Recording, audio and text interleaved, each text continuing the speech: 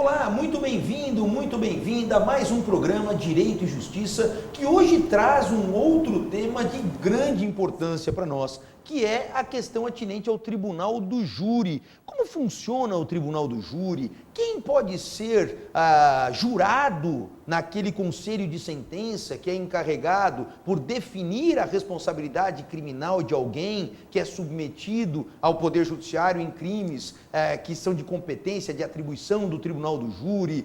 Nós vamos entender esses e vários outros aspectos do Tribunal do Júri.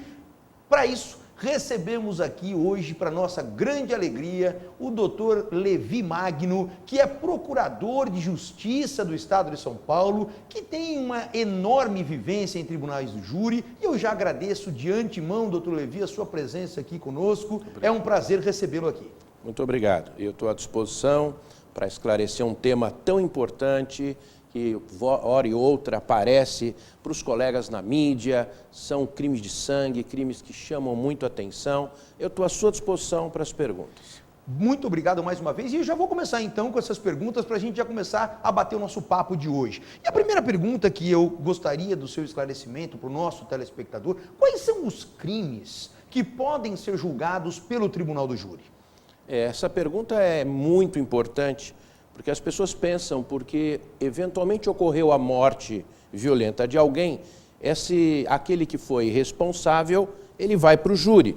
Isto não é uma verdade, porque a nossa Constituição Federal, ela estabelece que só vai para o júri, portanto, para este procedimento, que é um procedimento especial, 4 crimes fundamentais: o homicídio doloso, o infanticídio, a mãe que mata o próprio filho pós-parto durante o estado puerperal, o aborto, né, e instigação e auxílio e induzimento ao suicídio. Então, são fundamentalmente 4 crimes que vão, portanto, ser julgados por pessoas leigas, pessoas que não são formadas em direito, mas a Constituição assim estabeleceu. Ela desejou que fosse assim. Então, fundamentalmente, são esses 4 crimes que vão a júri. Perfeito. E, na verdade, em cima disso, né? Porque o Tribunal do Júri, nós sabemos que é aquele procedimento em que a palavra final, vamos dizer assim, é do conselho de sentença, composto por pessoas, como acabou de colocar aqui, leigas.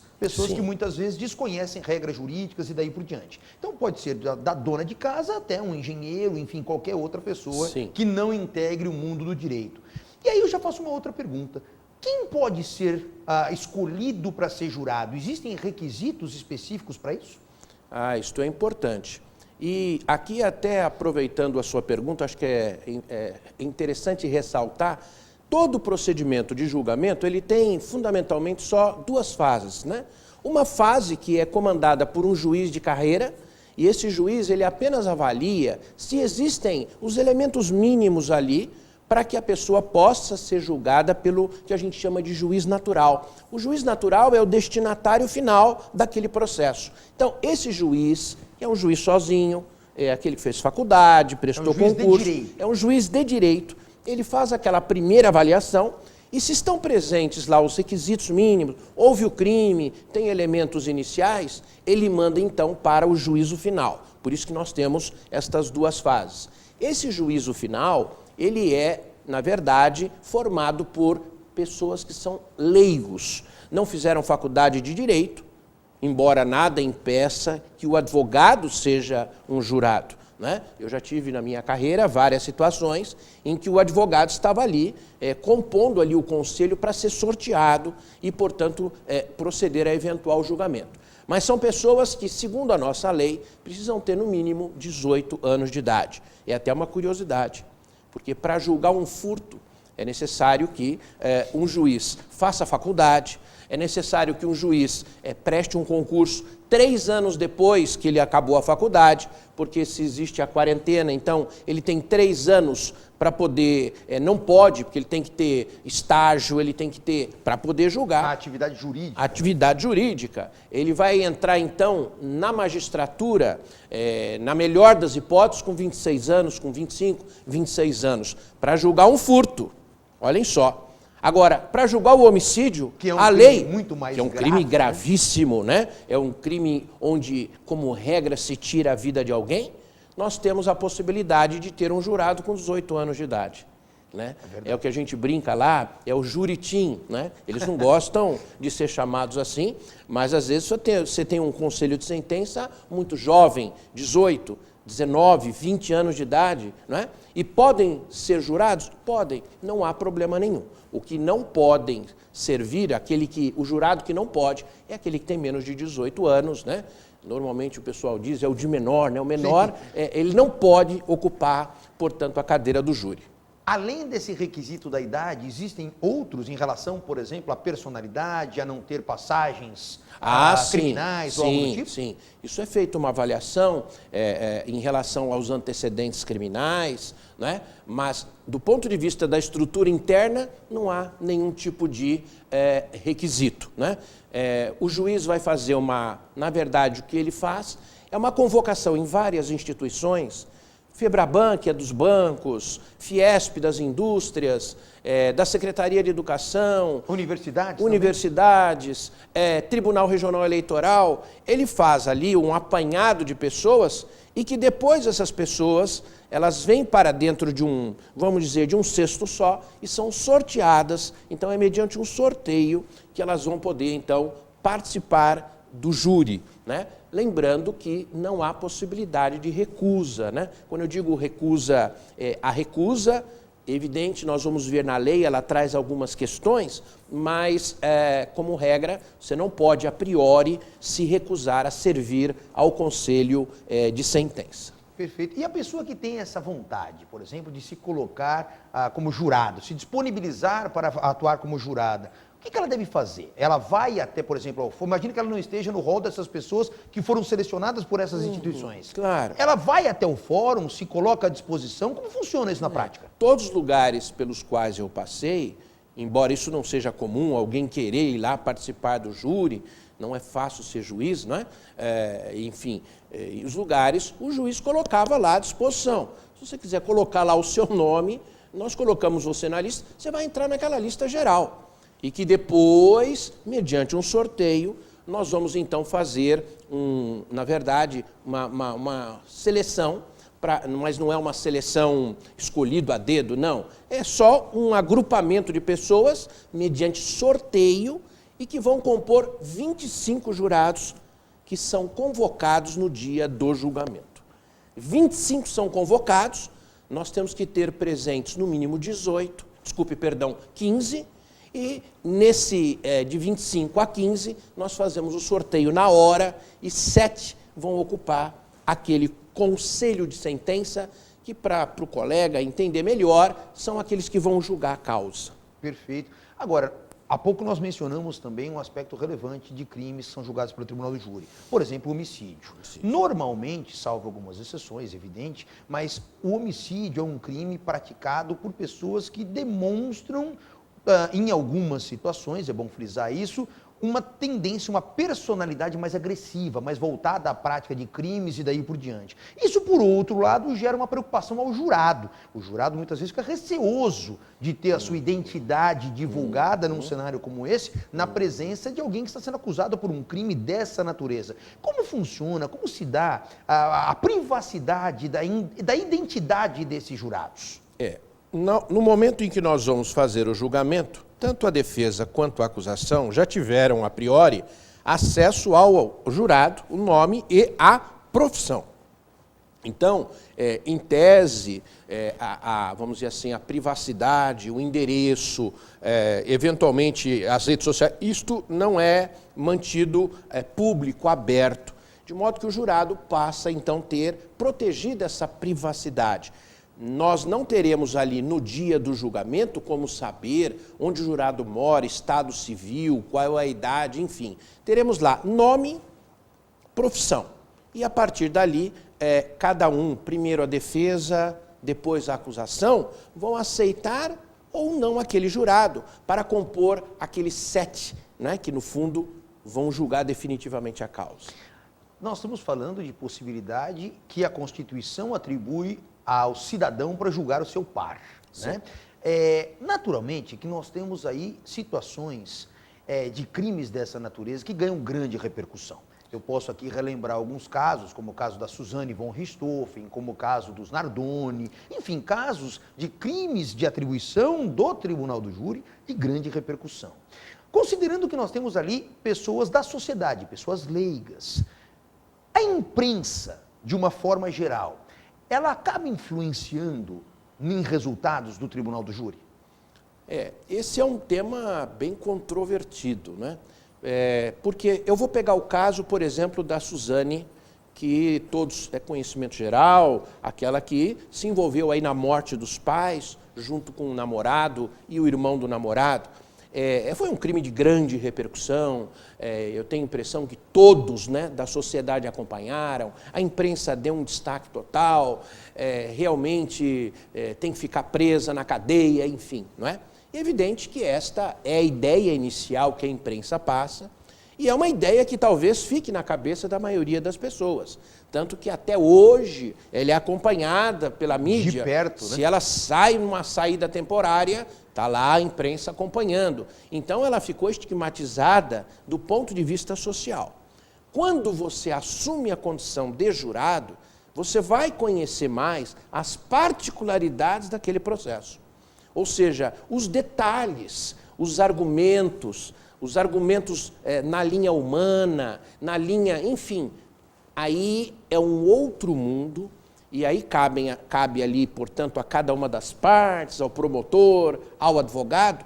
E eu digo isso com relação à tua pergunta, porque no caso da Suzane, se nós perguntássemos para a maioria da população, talvez dissessem para a gente, é pena capital, pena de morte. Ou homicídio de 50 anos, né? Mesmo que o crime não permitisse essa pena, sim, ela não teria dó nem piedade para condená-la. Pois bem, no júri da Suzane, apenas para que todos saibam, né, ela foi condenada por 4 votos a 3. Então vejam, né, não é... Um voto diferente, ela teria sido absolvida. Um voto diferente, ela poderia receber benefícios, enfim. Então vejam que a questão, se a mídia trouxe algum reflexo ao jurado, não tenha dúvida nenhuma, né, ao jurado, não tenha dúvida de que lá na hora do júri as coisas acabam, de uma certa forma, se transformando. A mesma coisa com Elisa Matsunaga, mesma coisa. Que se envolveu no QIOC, é um caso mais recente, matou o herdeiro da IOC, né? E no caso dela foi interessante, porque ela era acusada de um homicídio triplamente qualificado. Motivo torpe, recurso que dificultou a defesa da vítima e meio cruel, né?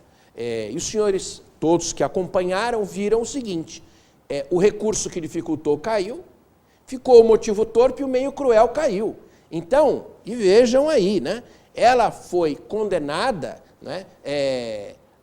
E caindo as duas qualificadoras, mesmo com todo o barulho da imprensa, na hora que se fez o julgamento, se teve a impressão de que o jurado passou a perceber coisas que pela mídia ele não conseguia perceber. Então, que tem influência, tem, mas eu tenho a impressão de que na hora do julgamento tudo toma uma outra tonalidade para se julgar. É muito comum nós ouvirmos no dia a dia do direito que o Tribunal do Júri ele se assemelha muito a um teatro, né? Sim. Onde, claro, as entonações, as posturas, tanto do Ministério Público Sim. quanto da defesa, acabam impactando muitas vezes no convencimento daquele jurado. E surge aí uma outra questão. Nós temos 7 pessoas leigas reunidas para decidir o destino de alguém, né? Como evitar que haja uma comunicação naquele momento entre os jurados, no sentido de dar a entender que está mais pendente a um lado, o outro a eventualmente acompanhar? Como evitar que um jurado, muitas vezes até mais astuto que se tenha no conselho de sentença, ele venha influenciar a decisão dos demais, de maneira explícita ou até implícita? Como é que é feito esse controle, doutor Levi? É importantíssima essa pergunta. Isso vai muito da experiência do juiz. O juiz que exerce, nesse caso, ele não vai julgar, não vai decidir se o réu é culpado. Quando eu digo é o juiz presidente, um juiz togado. É ele que vai gerenciar esse julgamento. Ele não julga, ele dá a sentença, mas ele dá a sentença conforme pensaram aquelas 7 pessoas, né? Ele é um gerente das informações. O que vocês acham? Querem condenar ou querem absolver? Os jurados entregam para ele e ele dá a sentença. Mas ele não tem papel decisivo nisso. Mas ele tem um papel importante em esclarecer para aqueles jurados leigos que vão ali ocupar, sempre o esclarecimento de que não poderão movimentar a cabeça, não poderão fazer sinais de aprovação ou reprovação, não poderão responder a perguntas feitas pelas partes a título de retórica, porque é muito comum, né, às vezes quem não conhece, o advogado ou o promotor fazer algumas questões ali só para efeito de raciocínio.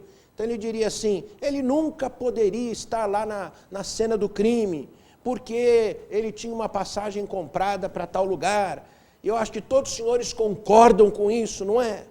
Ou seja, o jurado, ele não pode dizer né?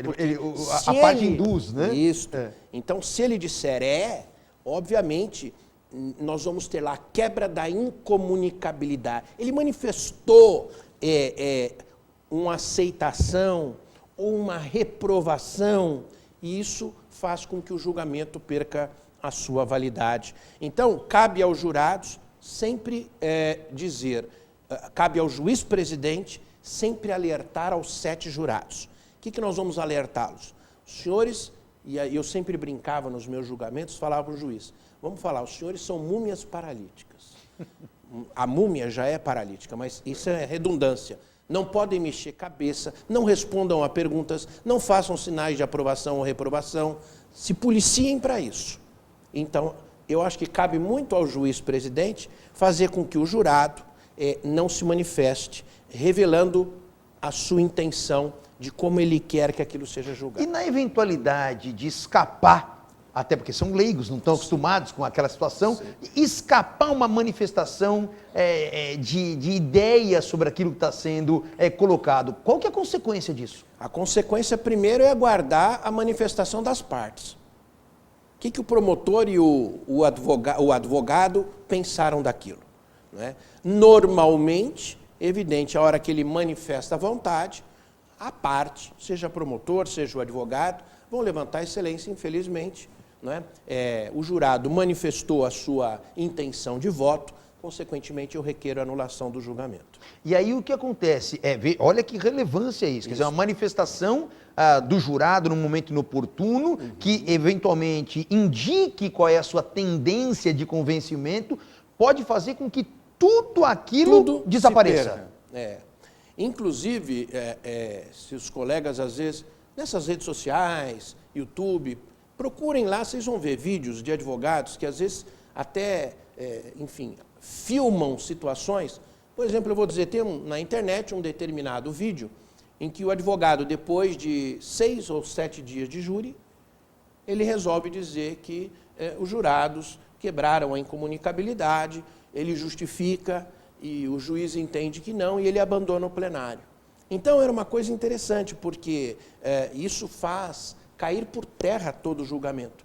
E nós marcamos, e talvez aí aqueles que nos assistem perguntam, mas Levi, no próximo julgamento, aquele jurado vai falar, pô, mas o advogado, ele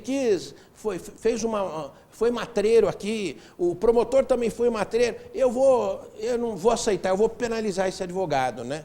Através do réu, mas eu vou penalizar. Isso não tem nenhuma possibilidade, porque nunca mais aqueles 7 que participaram vão participar de novo.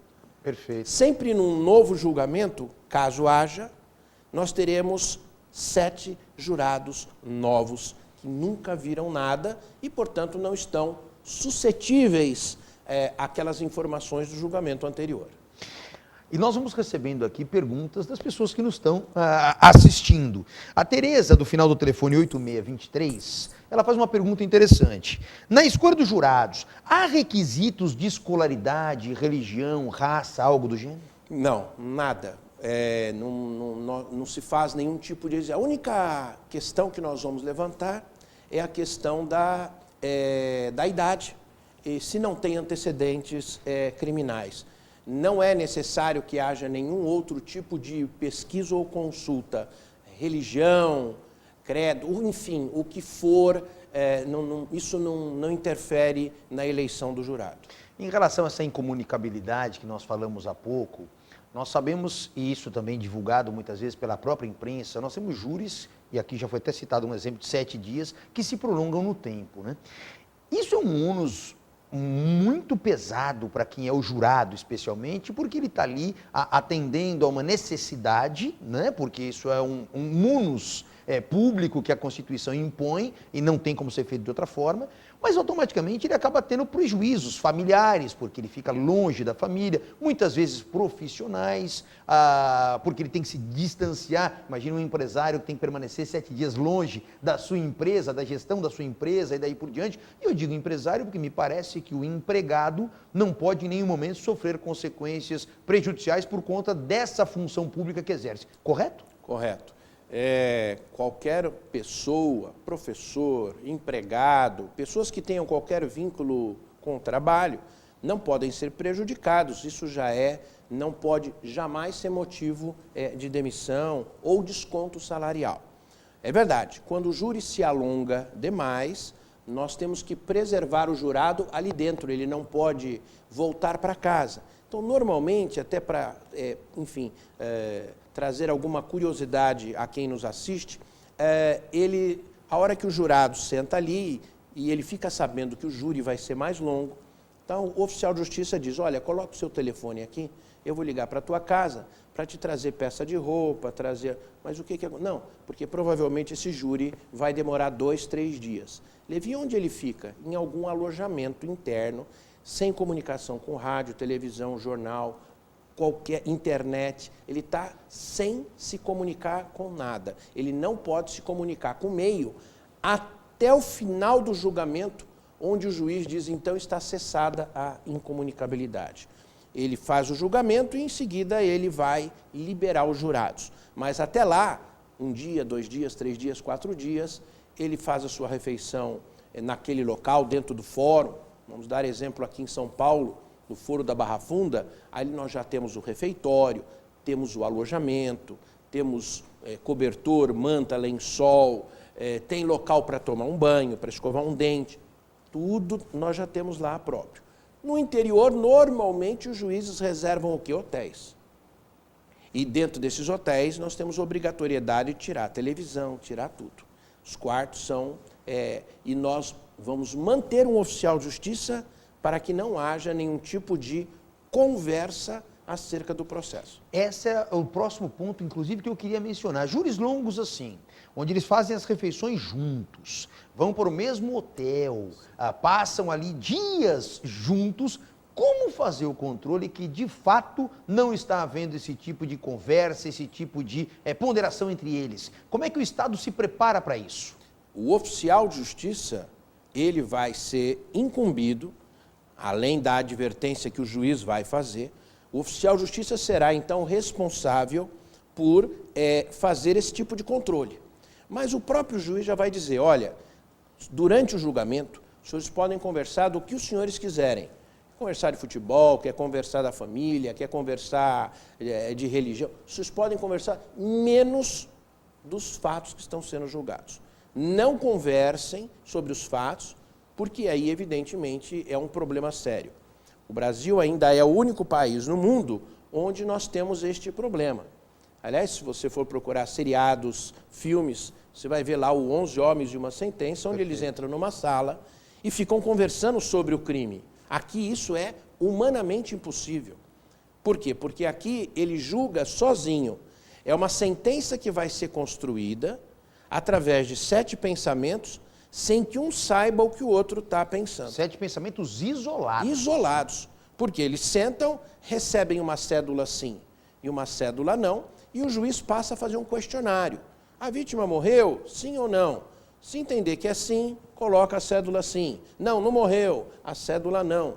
Então, eles vão jogando isoladamente e o conjunto desses 7 votos é que vai formar a sentença que aquele juiz que eu falei que está gerenciando ali, é ele que vai proferir essa sentença. E nessa sentença em que ele vai proferir, naturalmente, fica a cargo dele a interpretar juridicamente o resultado produzido pela votação. Então, como, por exemplo, cálculo de pena, sim, se existem causas de aumento de pena ou de diminuição, é esse o papel dele depois de concluído o julgamento? Olha como é tranquilo. O jurado decide tudo que você possa imaginar. A autoria, se houve o crime, se tem uma causa que vai aumentar a pena, se vai ter uma causa que vai diminuir a pena, se tem uma agravante, se tem alguma coisa que atenua a pena dele. Tudo isso o jurado decide e entrega para o juiz. O que o juiz tem na sua atribuição, o que ele tem para decidir ele é que dá a sentença, ele que estabelece a pena, se for condenado, quanto de pena, o regime que aquela pessoa vai cumprir aquela pena ou vai iniciar o cumprimento e se ele pode ou não ficar em liberdade. Apenas isso.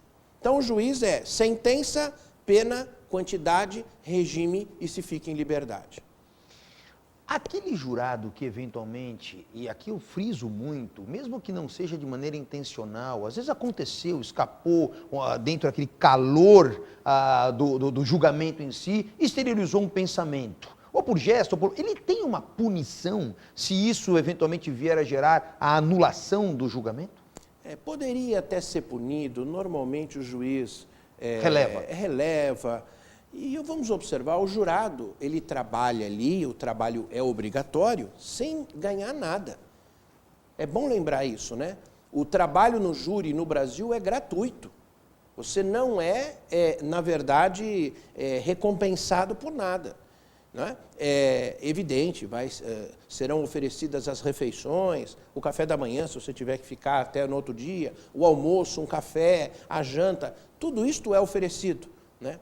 Às vezes os jurados até ficam, porque é evidente, vai ser a janta, vai ser uma pizza, vai ser algo que possa ser entregue. O almoço é um marmitex, não é, enfim, ninguém vai para um restaurante chique comer para depois voltar. São coisas bem limitadas, não é? Mas o jurado ele sempre fica submetido a esse tipo de questão. Em relação ao jurado, porque são particulares, nós já comentamos isso, são pessoas que não são funcionários públicos, sim, que estão ali desenvolvendo aquela função. Mas imagine que o jurado receba, e aqui uma situação puramente hipotética para que a gente possa entender uma eventual consequência. Imagine que o jurado seja seduzido por alguma parte com a promessa de determinada vantagem se votar a favor de um ou a favor de outro. Qual é a consequência? Ele pratica um crime se aceitar essa vantagem? Não? Como funciona pelo fato de ser alguém que não é funcionário público por atividade? Então, vamos só lembrar, né? O jurado, a partir do momento em que ele é escolhido, lembram? Convocamos 25, tem que ter no mínimo 15, aí fazemos um sorteio. O jurado fica em pé, obviamente, e a defesa diz que se aceita ou recusa, e o Ministério Público se aceita ou recusa. Se os dois aceitam, ele então vai para o Conselho de Sentença. Mas antes de começarem os trabalhos, o juiz manda que todos fiquem em pé e diz, sempre de maneira solene, concito-vos a examinar esta causa com imparcialidade e a decidir de acordo com a justiça e a sua consciência. Assim que eu ler o nome de cada um dos jurados, diga assim o prometo. Perfeito. Por que o jurado diz isso, assim o prometo, após a leitura do nome dele? Porque a partir daquele momento ele virou um funcionário público.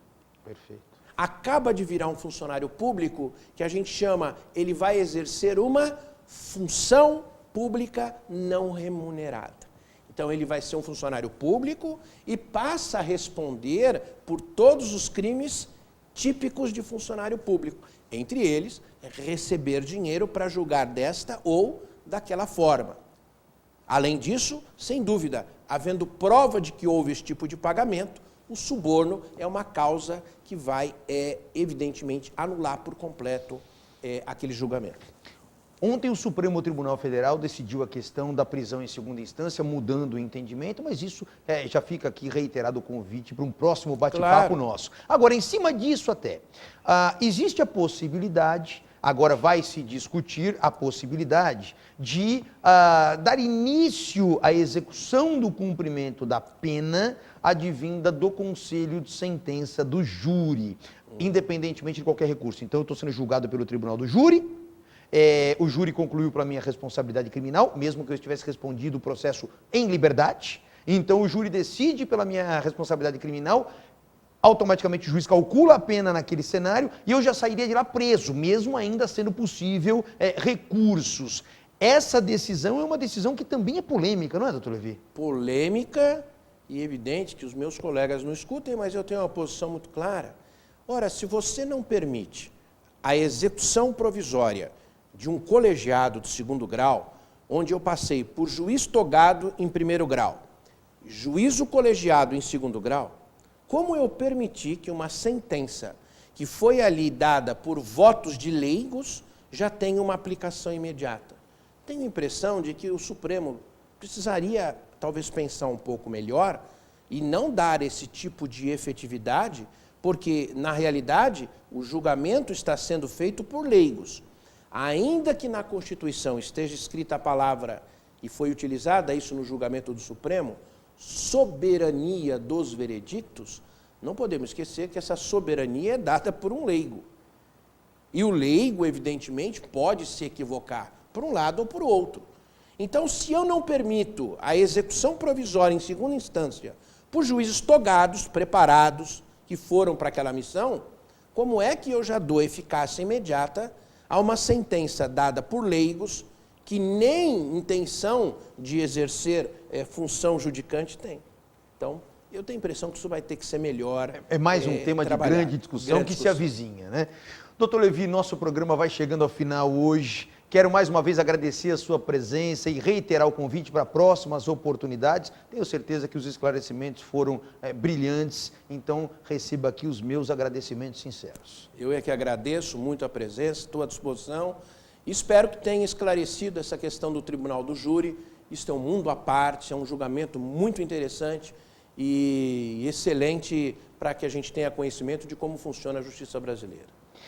E o programa Direito e Justiça fica por aqui e nos vemos num próximo programa. Até lá!